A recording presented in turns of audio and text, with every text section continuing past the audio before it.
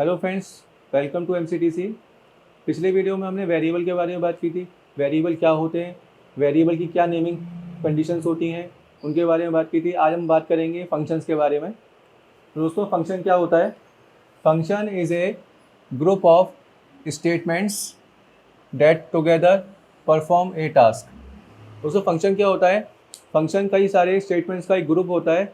इसमें हमें कंप्यूटर को एक टास्क परफॉर्म करने के लिए देना होता है कि कंप्यूटर को क्या टास्क परफॉर्म करना है, ये काम हम स्टेटमेंट में देते हैं। तो उन्हीं स्टेटमेंट्स का जो ग्रुप होता है उसी को हम बोलते हैं फंक्शंस। ठीक है दोस्तों, सी के अंदर यहाँ लिखा हुआ है every C program has at least one function which is main function. C के अंदर कम से कम एक फंक्शन तो पहले से बना हुआ होता है जिसको हम बोलते हैं मेन फंक्शन। जैसे कि हमने पिछली वीडियो में बात की थी, इसमें हमने वॉइड मेन लिखा था। जैसे हेडर फाइल लिखने के बाद हमने वॉइड नेम नाम का एक फंक्शन यूज़ किया था, तो वहाँ पर एक फंक्शन यूज़ हुआ था मेन। तो मेन भी एक फंक्शन ही है, जैसे मैंने आपको बताया था पिछली वीडियो में। तो फंक्शन में कम से कम एक फंक्शन तो हमारा सी हमें देता ही है, इसको बोलते हैं हम मेन फंक्शन। ठीक है दोस्तों, अब हम यहाँ बात करेंगे फंक्शंस कितने प्रकार के होते हैं। तो दोस्तों, फंक्शंस दो टाइप्स के होते हैं। There are two types of functions which are declare in C header file. वो फंक्शंस हमारे सी की हेडर फाइल्स के अंदर डिक्लेयर किए जाते हैं। वो फंक्शंस होते हैं स्कैनएफ, प्रिंटएफ, गेटएस, पुटएस, फ्लोर और एक्सेट्रा। ये सारे फंक्शंस होते हैं हमारे जो हेडर फाइल्स के साथ हमें मिलते हैं। कि आप सी का एक सॉफ्टवेयर इंस्टॉल करेंगे, उसके साथ कुछ हेडर फाइल्स के साथ कुछ फंक्शंस भी उसके साथ आते हैं। ये जो फंक्शंस हैं स्कैनएफ, प्रिंटएफ, गेटएस, ये सारे फंक्शंस सी की सॉफ्टवेयर के साथ इंस्टॉल होते हैं। कुछ फंक्शंस होते हैं जो कहलाते हैं यूज़र डिफाइंड फंक्शंस। दोस्तों, यूज़र डिफाइंड फंक्शंस वो होते हैं जो यूज़र द्वारा ही बनाए जाते हैं। इसमें लिखा हुआ है user defined functions are that are functions which are created by the C programmer. यानी कि प्रोग्रामर द्वारा ही क्रिएट किए जाते हैं फंक्शंस, उन्हें बोलते हैं हम user defined functions. So that they can be used it many times. In functions को हम कई बार यूज़ भी कर सकते हैं अपने सी प्रोग्राम में। क्यों? क्योंकि ये फंक्शंस हमारे द्वारा ही बनाए गए होते हैं, यानी कि प्रोग्रामर द्वारा ही क्रिएट किए गए होते हैं। तो इन फंक्शंस को हम कई बार यूज़ भी कर लेते हैं। क्यों? क्योंकि इन फंक्शंस का यूज़, मान लीजिए हमें कोई प्रोग्राम बना रहे हैं, उस प्रोग्राम में कोई एक फंक्शन है जिसको हमें कई बार यूज़ करना है। तो हम थोड़ा ना बार बार उस प्रोग्राम की डेफिनेशन लिखेंगे, उसके स्टेटमेंट्स लिखेंगे, या उस फंक्शन को बार बार बनाने बैठेंगे। हम क्या करते हैं, यूज़र डिफाइंड फंक्शन क्रिएट करते हैं, और जहाँ जहाँ जिस प्रोग्राम में उस फंक्शन की ज़रूरत पड़ रही है उसी फंक्शन को हम यूज़ कर लेते हैं। ठीक है दोस्तों, आशा है आपको समझ में आया होगा। अब इसके आगे हम बात करेंगे फंक्शन के बारे में, फंक्शन की कैटेगरी के बारे में, फंक्शन कौन कौन से होते हैं, अनफॉर्मेटेड फंक्शंस और फॉर्मेटेड फंक्शंस के बारे में बात करेंगे। जैसे कि मैंने आपको बताया, जैसे कि प्रिंटएफ, गेटएस, पुटएस, फ्लोर, स्कैनएफ, इन फंक्शंस की भी अपनी कैटेगरी है। यानी कि कुछ फंक्शंस इसमें से ऐसे हैं जो अनफॉर्मेटेड फंक्शंस हैं, और कुछ फंक्शंस ऐसे हैं जो फॉर्मेटेड फंक्शंस की कैटेगरी में आते हैं। तो आइए दोस्तों समझते हैं इसके बारे में। तो दोस्तों, ये वो फंक्शंस हैं आप जैसे देख पा रहे हैं, अनफॉर्मेटेड फंक्शंस, और ये हैं आपके फॉर्मेटेड फंक्शंस। अनफॉर्मेटेड फंक्शंस और फॉर्मेटेड फंक्शंस में थोड़ा सा डिफरेंट है। डिफरेंट ये है, जैसे कि यहाँ पर मैंने एक फंक्शन लिखा है, जैसे इसका नाम है गेट सी। तो गेट सी का काम क्या है? Gate character. गेट सी का मतलब होता है गेट कैरेक्टर। जैसे हमें कोई कैरेक्टर इनपुट कराना है, कंसोल पर प्रिंट कराना है हमें कोई, तो उसके लिए हम गेट सी फंक्शन का यूज़ करेंगे। ठीक है। अगर मान लीजिए हमें कोई स्ट्रिंग प्रिंट कराना है, तो स्ट्रिंग के लिए हम गेट एस का यूज़ करेंगे। यानी कि अगर मुझे कोई स्ट्रिंग यूज़र द्वारा एंटर करना है, इनपुट कराना है, तो उसके लिए मैं यहाँ पे क्या यूज़ करूँगा? Gets. ऐसे ही मुझे कैरेक्टर को पुट कराना है, तो उसके लिए मैं पुट सी यूज़ करूँगा। इसके बाद यहाँ पे पुट एस, गेट सी, गेट सी एच ई, कई सारे फंक्शंस हैं दोस्तों अभी यहाँ पर अलग अलग। लेकिन इन सारे फंक्शंस का एक समाधान है, वो है फॉर्मेटेड फंक्शंस। जैसे कि आपको अगर स्ट्रिंग प्रिंट कराना है सपोज, तो उसके लिए आप प्रिंट एफ यूज़ कर सकते हैं। अगर आपको कोई कैरेक्टर प्रिंट कराना है तो भी आप उसके लिए प्रिंट एफ यूज़ कर सकते हैं। यानी कि सारी समस्याओं का एक समाधान है प्रिंट एफ। इसके द्वारा आप कैरेक्टर भी प्रिंट करा सकते हैं, स्ट्रिंग भी प्रिंट करा सकते हैं, चाहे कुछ भी प्रिंट करा लीजिए। जैसा आप प्रिंट एफ में लिखेंगे वैसा ही आपका प्रिंट होके आएगा। ठीक है। यहाँ पर आपको अलग से कोई फंक्शन की ज़रूरत नहीं है कि आपको कैरेक्टर के लिए गेट सी लिखना है, स्ट्रिंग के लिए गेट एस लिखना है, उसको पुट कराने के लिए पुट सी लिखना है, स्ट्रिंग को पुट कराने के लिए पुट एस लिखना है। तो यहाँ पे अलग अलग प्रकार के फंक्शंस दे रखे हैं, यानी कि अलग अलग उसके डेटा टाइप्स के अकॉर्डिंग आपको फंक्शन दिए गए हैं। ठीक है दोस्तों, जैसे कि मैं आपको पिछले वीडियो में बताया था कि कंप्यूटर में दो टाइप का डेटा होता है, दो टाइप का हम डेटा स्टोर करते हैं, एक होता है कैरेक्टर डेटा और एक होता है स्ट्रिंग डेटा। तो यहाँ पर स्ट्रिंग डेटा और कैरेक्टर डेटा के लिए अलग अलग फंक्शंस दे रखे हैं, तो इसलिए हम इनको बोलते हैं अनफॉर्मेटेड फंक्शंस। यहाँ पर क्या है, यहाँ पर एक प्रिंटफ है, इसके द्वारा सारे फंक्शंस का सारा काम कौन कर रहा है, या अकेला एक प्रिंटफ कर रहा है। यानी कि कैरेक्टर के लिए भी आप प्रिंटफ यूज़ करो, स्ट्रिंग के लिए भी आप प्रिंटफ यूज़ कर सकते हो, हर चीज़ के लिए आप प्रिंटफ फंक्शन का यूज़ कर सकते हो। ठीक है दोस्तों, अब इसके आगे मैं आपको बताऊंगा फॉर्मेट स्ट्रिंग और फॉर्मेट स्पेसिफायर के बारे में। यानी कि जो डेटा हम कंप्यूटर के अंदर वेरिएबल के अंदर स्टोर करते हैं, उस डेटा को हम किस प्रकार से उसके एड्रेस तक, उसके सही लोकेशन तक हम इसको स्टोर कराएंगे। तो वीडियो दोस्तों आगे कंटिन्यू है। हमारे फॉर्मेट स्ट्रिंग और फॉर्मेट स्पेसिफायर। दोस्तों ये फॉर्मेट स्ट्रिंग और ये फॉर्मेट स्पेसिफायर का यूज़ तब करते हैं जब हमें कोई डेटा उस वेरिएबल के अंदर स्टोर कराना है। जैसे कि हमने कोई वेरिएबल बनाया, सपोज एक इंटीजर टाइप का एक वेरिएबल बनाया या एक कैरेक्टर टाइप का वेरिएबल क्रिएट किया, तो इस टाइप के वेरिएबल्स को हमें उसके एड्रेस पर, उसके सही लोकेशन पर पहुंचाने के लिए हमें इन फॉर्मेट स्ट्रिंग और फॉर्मेट स्पेसिफायर की ज़रूरत पड़ती है। मान लीजिए हमने दो वेरिएबल क्रिएट किए, एक हमने फ्लोट वेरिएबल क्रिएट किया, एक मान लीजिए कैरेक्टर टाइप का एक वेरिएबल क्रिएट किया। ठीक है दोस्तों, और यूज़र ने दो वैल्यूज़ एंटर करी, एक कैरेक्टर टाइप की करी और एक इंटीजर टाइप की करी। तो कंपाइलर को कैसे पता लगेगा कि वो डेटा किस प्रकार का है, कैरेक्टर टाइप का है या एक इंटीजर टाइप का है, और उसको कहाँ किस वेरिएबल के अंदर स्टोर कराना है।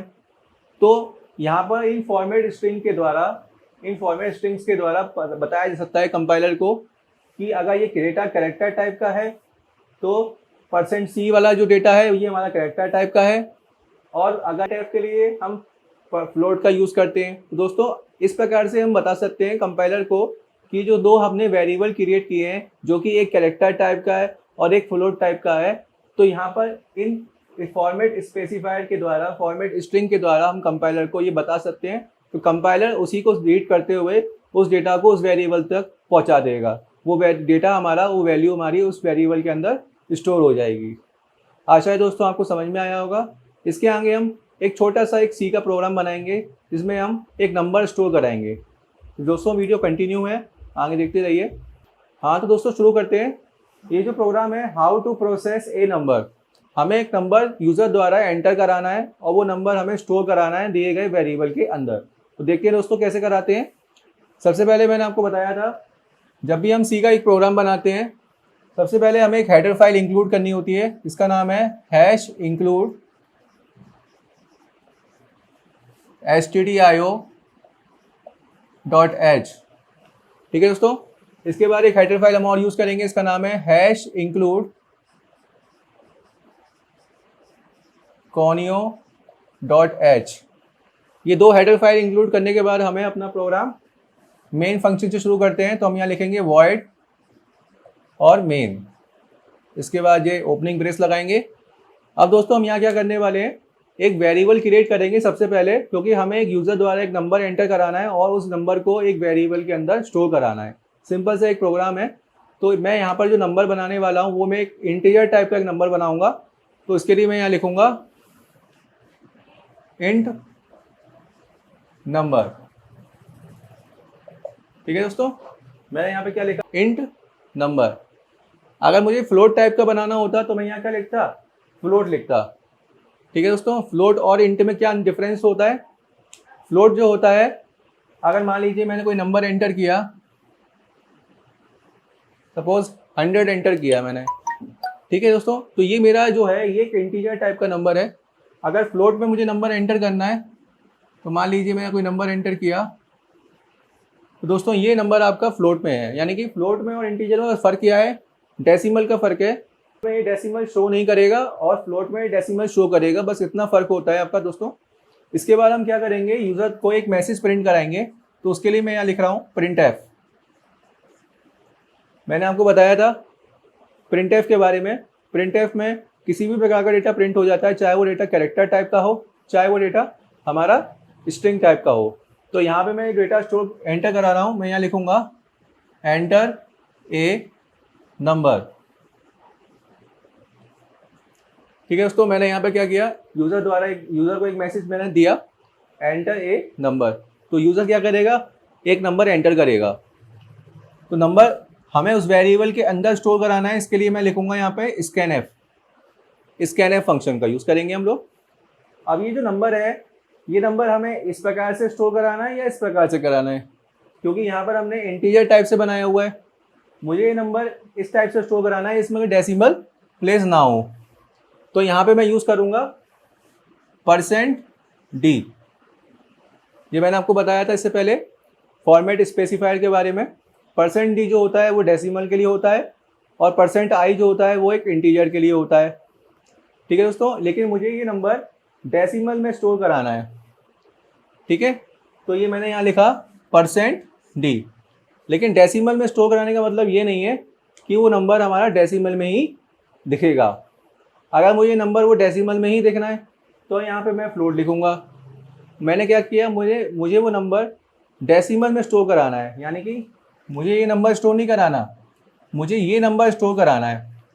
तो इसलिए मैंने यहाँ पर %d लिखा, यानी कि ये डेटा मेरा चाहे वो डेटा मेरा डेसिमल में हो, चाहे वो डेटा मेरा बगैर डेसिमल का हो, जैसा भी होगा वैसा ही एग्जिस्ट हो जाएगा %d से। ठीक है, इसके बाद मैं लिखूँगा जहाँ पर मेरा डेटा स्टोर है वो मैं यहाँ को स्टोर करना चाहता हूँ नंबर में। तो यूज़र नंबर एंटर करेगा, वो नंबर मुझे नंबर नाम के एक वेरिएबल में स्टोर कराना है। तो इसके लिए मैं यहाँ पे एड्रेस ऑफ ऑपरेटर का यूज़ करूँगा।